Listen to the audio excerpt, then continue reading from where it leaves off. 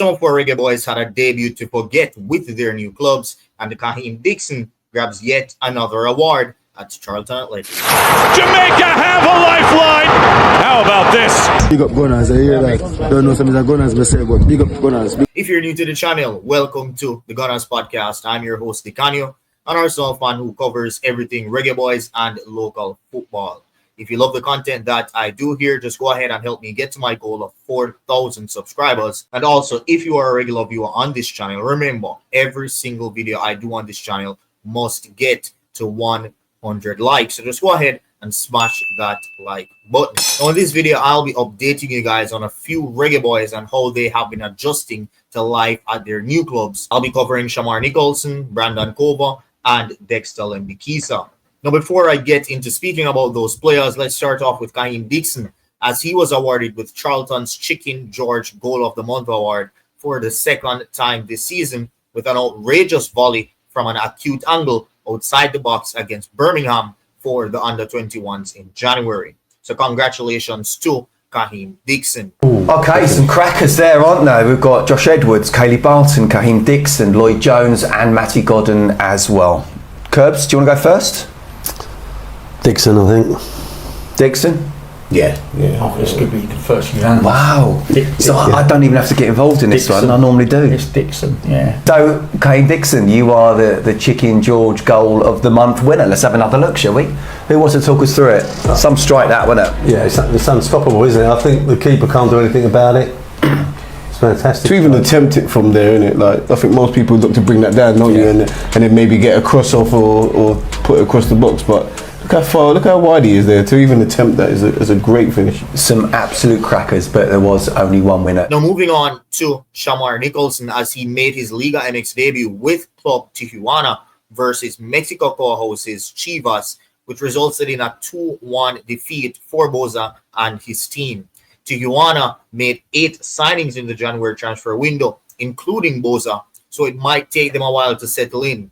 However, making that much signings does show that they do mean business this season. That loss, however, was their 4th of the season, and they currently sit on 4 points, just 4 points off the qualification stage. So at the moment, they should be remaining calm, but they would love to string a few wins together to make it into that top 10, which would secure their spot into the next round of the league. The league is a bit similar to MLS in that they split it up into 2 regions with, I believe, 14 teams in one and 14 teams in the other. And the top 10 from each league will move on to the next phase, where I think all of those teams will come together and join up to play.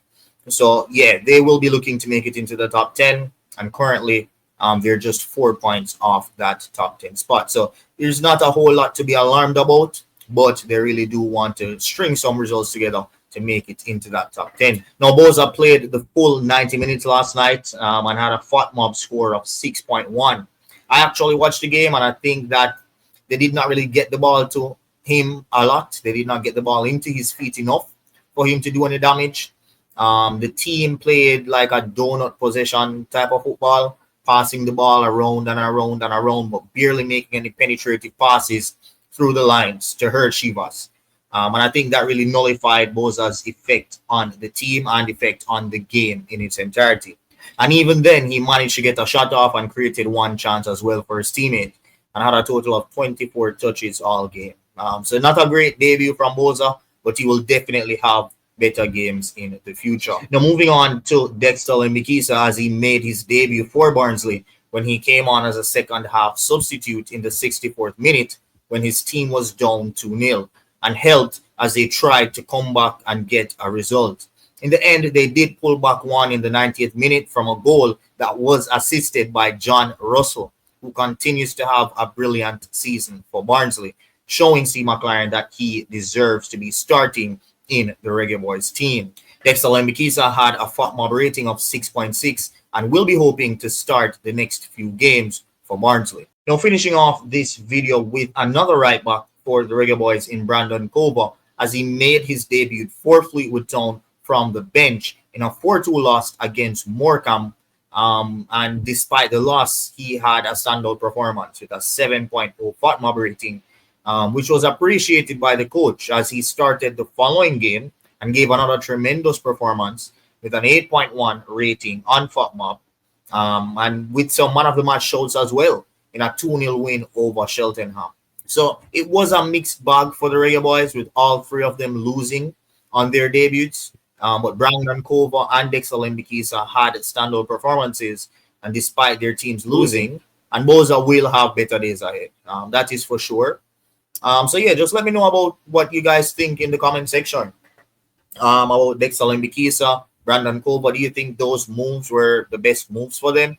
I believe Brandon Cova was at Port Vale in League 2, the same league that he's in right now, on loan from Leicester. They were doing pretty good. He was starting every single game from the start of the season. He had 2 goals as well.